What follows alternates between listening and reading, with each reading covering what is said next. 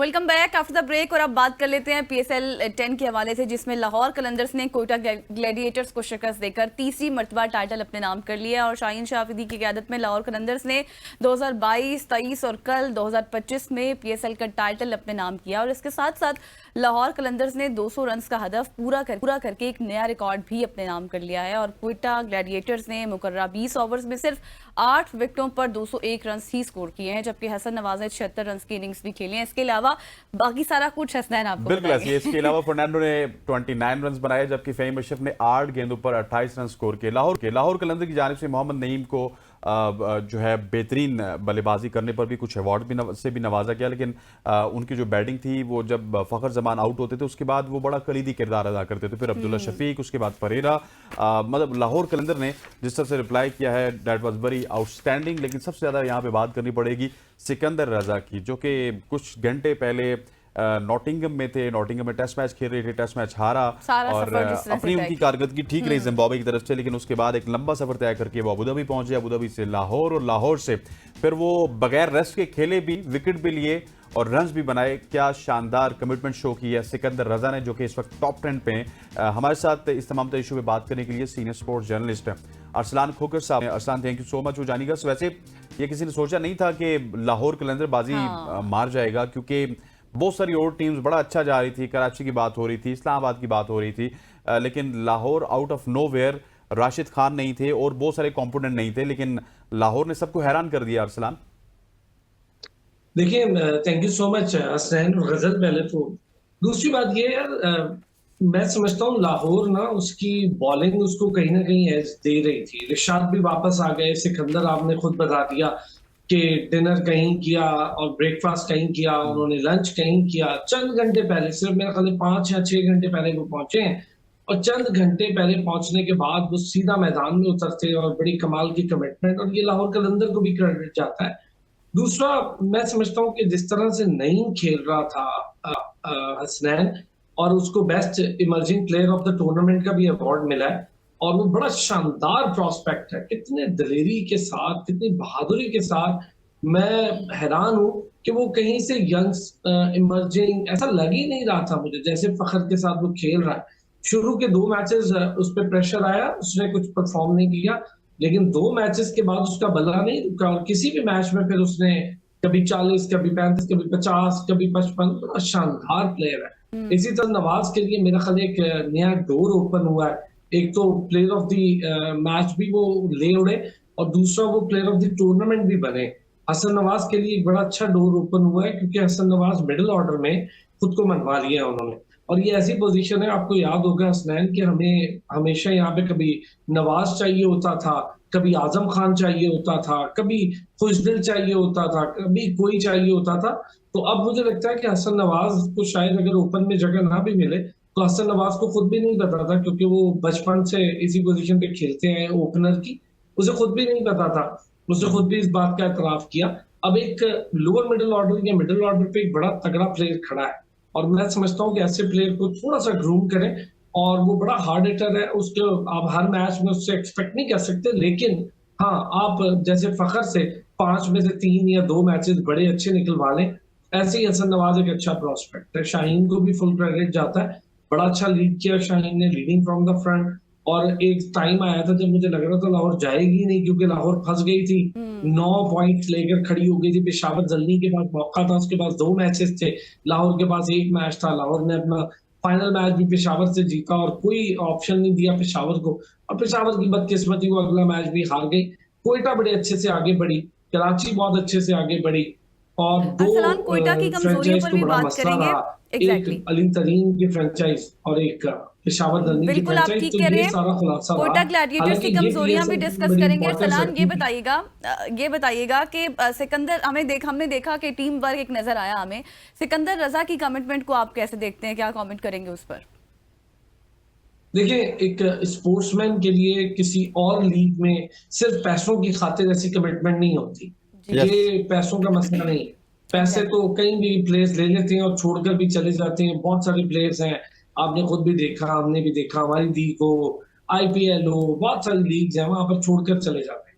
ये मसला वाकई में कमिटमेंट का है, फ्रेंचाइज की अपनी मोहब्बत का भी है कि फ्रेंचाइज ने जिस तरह से मोहब्बत दिखाई होगी उस प्लेयर के साथ, जिस तरह से फ्रेंचाइज के उसके साथ खूबसूरत रिलेशंस बने हैं और तमाम प्लेयर्स के साथ उसके कमिटमेंट का बड़ा कमाल है। देखें आप, एक तरफ वो नॉटिंघम में मैच खेल रहे होते हैं, वहां से वो बर्मिंघम में आते हैं डिनर करने, वहीं से फ्लाइट लेते हैं, फिर दुबई, अबू धाबी और फिर इस तरह वो पाकिस्तान पहुंचते हैं। ये बहुत बड़ी बात है। कोई, मैंने तो ऐसा रेयर केस देखा होगा, या मेरा ख्याल है अभी तक मैंने सुना नहीं है या मैंने पढ़ा नहीं है या मैंने देखा नहीं है कि लीग्स में इस तरह से कोई डायरेक्टली पहुंचे और आते ही एयरपोर्ट से सीधा मैदान में आ जाए। ऐसा बहुत मुश्किल नजर आता है, और खास तौर पे लीग से मैचेस में नहीं नजर आता। कंट्री के लिए फिर शायद लोग कर लेते, पर लीग से मैचेस में ऐसा नहीं दिखता है।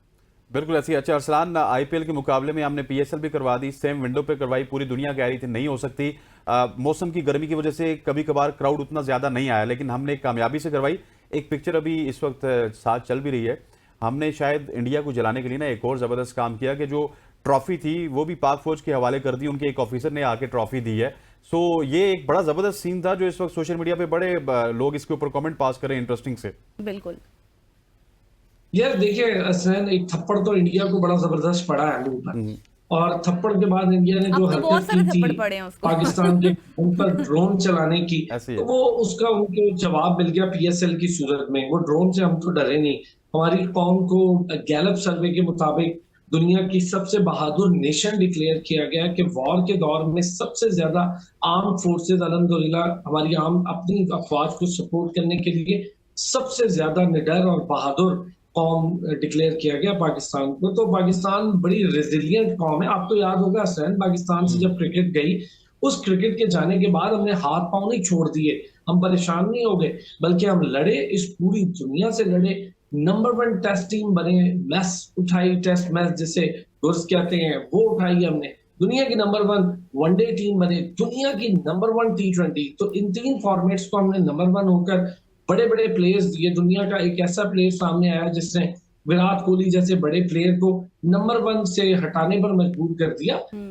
आप उस पर बहुत ज्यादा बात कर सकते हैं, उसकी परफॉर्मेंस पे कर सकते हैं, लेकिन ये रेजिलियंस है हमारी कौम की। फिर हमने बॉलर्स शाहीन आफरीदी, हारिस रऊफ जैसे पेसर्स भी दिए। हमने इसी मुश्किल एरा में उमर गुल जैसे शानदार बॉलर्स का भी इस्तेमाल किया। सईद अजमल आए, मोहम्मद आमिर की वापसी हुई, तो पाकिस्तान ने बहुत कुछ अचीव किया। तो पाकिस्तान सोच भी कोई नहीं सकता, जितनी रेजिलियंट कौम है हमारी, कि हम ऐसा पीएसएल को रोकते और पीएसएल को डिले करते। अल्लाह का शुक्र है हमारे बोर्ड ने बड़ा अच्छा फैसला किया, आर्म फोर्सेस ने फुली सपोर्ट किया।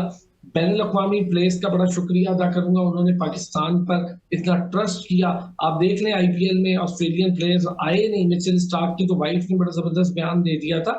तो पाकिस्तान पर इंटरनेशनल प्लेयर्स का, पाकिस्तान की सिक्योरिटी मेजरमेंट्स इतने शानदार थे, उसका बड़ा जबरदस्त उन्होंने शुक्रिया भी अदा किया, उस पर उन्होंने पूरा ट्रस्ट किया। तो हम उन सबका बहुत शुक्रिया अदा करते हैं, चाहे वो बांग्लादेश से हमारे दोस्त या भाई आए हो, चाहे वो ऑस्ट्रेलिया से डेविड वार्नर या बाकी प्लेयर्स आए हो, इंग्लैंड से आए हो, साउथ अफ्रीका से आए हो, बेंडा डिसन भी आ गए सेकंड लेग के लिए। बड़ी बात होती है ये, पाकिस्तान ने फुली कमिटमेंट के साथ पीएसएल को शो किया, और इतनी डेडिकेशन, इतनी बहादुरी के साथ हमने अल्हम्दुलिल्लाह इतनी कामयाबी से अपनी 10वें सीजन का इख्तिताम किया। ये 10वां सीजन हम सब के लिए बहुत जरूरी है। उसकी वजह ये है कि अब 11वें सीजन से नए मुआहदे होने हैं, 2 टीम्स की इंडक्शन होने जा रही है, तो अब हम 8 टीम्स का मैच देखेंगे और फिर बड़ा मजा आएगा। जो प्लेयर्स को मौका नहीं मिला, जो बेंच पर बैठते हैं, मुझे लगता है आने वाले टाइम पे सारे प्लेयर्स को कहीं ना कहीं खेलने का मौका मिलेगा। तो 11वां सीजन बहुत इंपॉर्टेंस रखे। एग्जैक्टली 11वां सीजन इंपॉर्टेंट भी होगा क्योंकि बहुत कुछ तब्दील हो जाएगा। अरसलान, मुझे ये बताएं कि मोहम्मद आमिर ने 19वें ओवर में बहुत रन दिए, उसके हवाले से क्या लगता है आपको, खत्म हो गए हैं वो? नहीं, देखिए गजल, इस तरह तो 2 ओवर्स में बड़े इंपॉर्टेंट मैच में शाहीन आफरीदी और हारिस रऊफ ने 41 रन दे दिए थे 2 लोगों ने। अच्छा। तो ऐसा नहीं होता, ये क्रिकेट है। सिकंदर और परेरा के हाथ चढ़ गए थे बस, और सिकंदर ने एक्सीलेंट, सर वो शाहीन और हारिस तो रोज ही 18 पे 48 देते हैं सर, और परेरा ने बात तो हो जाता है कभी कभी बॉलर्स के साथ। जी हसनैन, आप कुछ कह रहे मैं कह रहा हूँ शाहीन और हारिस तो रोज ही 18 पे 48 दे देते हैं सर यार। मैं शाहीन का तो शायद ऐसे ना कहूं कि रोज दे देता है। हाँ, हारिस बिल्कुल रन गिविंग मशीन है, और उधर बैट्समैन सेंचुरी करता है, इधर हारिस रऊफ अपनी सेंचुरी मुकम्मल कर लेता है। हारिस बहुत ज्यादा एक्सपेंसिव हो रहा है, उसकी बहुत सारी रीजन है। एक वसीम अकरम जैसे लेजेंड ने बता दिए, उसके आगे मेरा बताना तो बड़ा ही फजूल हो जाएगा, लेकिन बहुत सारी रीजन है। हारिस अपने रन कंटेन करने के वक्त पे ना अपनी लाइन और लेंथ खो देते हैं और उसी का उन्हें नुकसान होता है। हारिस लोग समझते हैं कि पेस से बैट्समैन को डराया जा सकता है, जबकि मॉडर्न एरा में पेस बैट्समैन के लिए गोल्डन चांस होती है, या मैं कहूँ कि मिठाई होती है, क्योंकि वो उसका इस्तेमाल बड़ा शानदार करते हैं। क्लिक करें आप, पीछे चली जाती है बॉल छक्के पर, आप फ्लिक करें तो लेग साइड पर छक्का या चौका हो सकता है, आप ग्राउंड शॉट मारें तो बड़ी स्पीड के साथ बैट का कनेक्शन वेल हो जाए तो चौके की जानिब या छक्के की जानिब जा सकती है बॉल। और ये हमने देखा भी, फहीम अशरफ ने यार बड़ी अच्छी कारकर्दगी का मुजाहरा किया, बड़ा हमने उनके बारे में बात की है हमेशा और बड़ा उनको तनकीद का निशाना बनाया, लेकिन PSL 10 फहीम अशरफ के लिए बड़ी अच्छी गई है। बिल्कुल ऐसी है। अच्छा सर, अगर बात की जाए हसन नवाज की, मोहम्मद नईम की, इसके अलावा भी कुछ ऐसे प्लेयर्स हैं बड़ा उन्होंने शाइन किया है, जिस तरह आप फ़हीम की बात करें, खुशदिल हैं, फ़खर जमान तो आपकी T20 प्लेयर्स में हमेशा से शामिल हैं। सो आप कहाँ पे देख रहे हैं T20 क्रिकेट में बाबर आजम और मोहम्मद रिजवान को? अगर हसन नवाज भी टीम में हैं, वो परफॉर्म कर जाएं और बाद में मोहम्मद नईम भी आके परफॉर्म कर जाएं, तो उन दोनों की जगह किस तरह बनेगी? यार जो हमारे नए हेड कोच है माइक हैसन, उन्होंने बड़ा कैटेगोरिकली जब PCB से बात की है तो बड़ा कैटेगोरिकली उन्होंने कहा है कि मुझे बाबर और रिजवान T20 समेत तीनों फॉर्मेट्स में चाहिए। अब देखते हैं उनका इस्तेमाल कैसे करते हैं। लेकिन एक चीज मैं आपको क्या बताऊं, निकालना चाह हमने रहे हो? देखा है इससे पहले भी यार, अफगानिस्तान के खिलाफ सीरीज भी हमने देखी, हमने इसी तरह इंग्लैंड के खिलाफ भी, ऑस्ट्रेलिया के खिलाफ भी, हमने इसी तरह जिम्बाब्वे के खिलाफ बहुत जगह देख लिया, साउथ अफ्रीका के अगेंस्ट भी देख लिया। जहां जहां पर हमने ड्रॉप किया है इन लोगों को, वहां वहां पर हमारे यंगस्टर्स ने उस तरह परफॉर्म नहीं किया। अभी लॉन्ग रन टू चेज है, हसन के लिए भी है। पहले हसन नवाज खुद को प्रूव तो कर ले कि उसने खेलना कहा है, क्योंकि ओपन में तो साइम अयूब और फखर मौजूद है।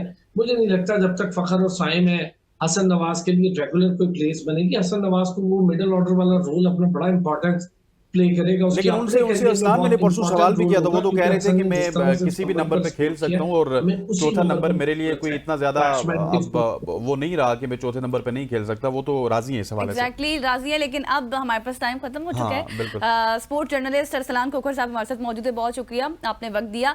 और कर रहे थे कि किसने जीता, क्या कमजोरियां थी, अभी बहुत से सवालात रहते थे कोयटा के हवाले से। थ्रू आउट टूर्नामेंट अच्छा खेली, बट जिसके नसीब में जो हो तो वही होता है। बिल्कुल ऐसे ही है। तो यहाँ पर लेंगे एक ब्रेक के बाद वापस आएंगे। Stay with us.